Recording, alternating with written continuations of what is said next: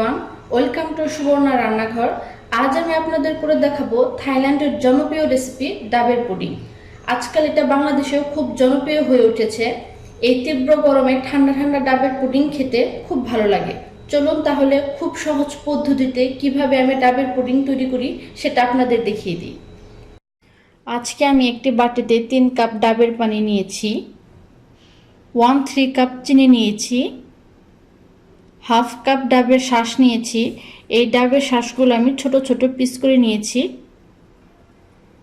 5 গ্রামের মতো আমি চায়না গ্রাস নিয়েছি। এই চায়না গ্রাসগুলো আমি এরকম ছোট ছোট করে কেটে নিয়েছি। এখন আমি 1 কাপ ফুটন্ত গরম পানিতে চায়না গ্রাসগুলো 15 মিনিট ভিজিয়ে রাখবো। এখন আমি একটি কড়াই নিয়েছি, কড়াইয়ের মধ্যে আমি ডাবের পানিটা ঢেলে দেব।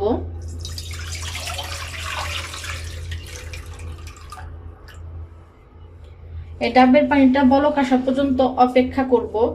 যদিও ডাবের পানিতে বলক আসে না, তবু চারপাশে যখন পানি বুদবুদ করবে তখন আপনাদের বুঝতে হবে ডাবের পানিটা বলক হয়ে গেছে।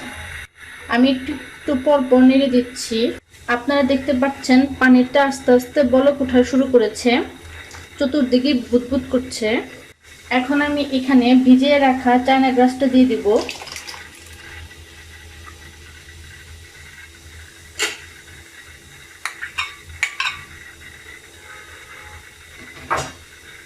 আমি এটা এখন অনবরত নাড়তে থাকবো যে পর্যন্ত চায়না গ্রাসটা গলে না যাবে।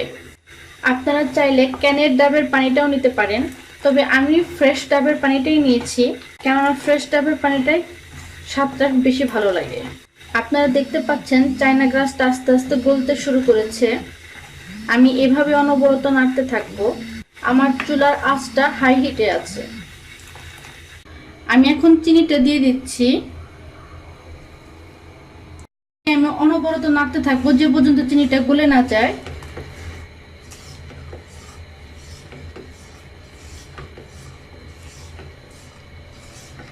চিনিটা আস্তে আস্তে গলে যাচ্ছে, চায়না গ্রাসটা আস্তে আস্তে গলে যাচ্ছে।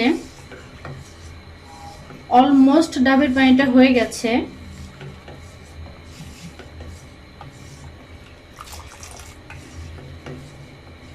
আমি এখন এটা কড়াইটা নামিয়ে নিব, একটা সার্ভিং ডিশে সার্ভ করে নেব।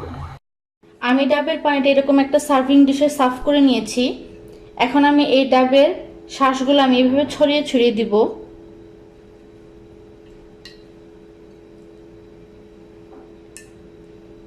এভাবে ছড়িয়ে ছড়িয়ে দিবেন, তাহলে দেখতে সুন্দর লাগবে, খেতেও খুব ভালো লাগবে। এখন আমি এই ডাবের পানিটা রুম টেম্পারেচারে এনে 2 ঘন্টার জন্য ফ্রিজে রেখে দেব পুডিংটা সেট হওয়ার জন্য। ফিরলাম 2 ঘন্টা পর। আপনারা দেখতে পাচ্ছেন ডাবের পুডিংটা পুরোপুরি সেট হয়ে গেছে। এখন আমি একটি চাকু দিয়ে চারপাশ থেকে একটু একটু করে ছাড়িয়ে দেব। এভাবে আস্তে আস্তে আপনারা চারপাশ থেকে একটু একটু করে ছাড়িয়ে দিবেন।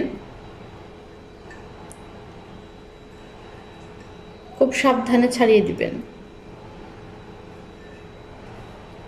এখন আমি এরকম একটা প্লেট দিয়ে এইভাবে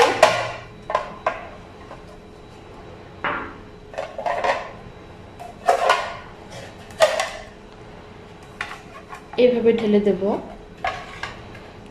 আমি পুডিংটা ঢেলে নিয়ে এরকম ছোট ছোট পিস করে নিয়েছি। আপনারা দেখতে পাচ্ছেন পুডিংটা দেখতে অনেক সুন্দর হয়েছে। এটা দেখতে যতটা সুন্দর, খেতেও ততটা টেস্টি। আপনারা অবশ্যই বাসায় এটা ট্রাই করবেন এবং কেমন হলো সেটা আমাকে কমেন্টসে অবশ্যই শেয়ার করবেন।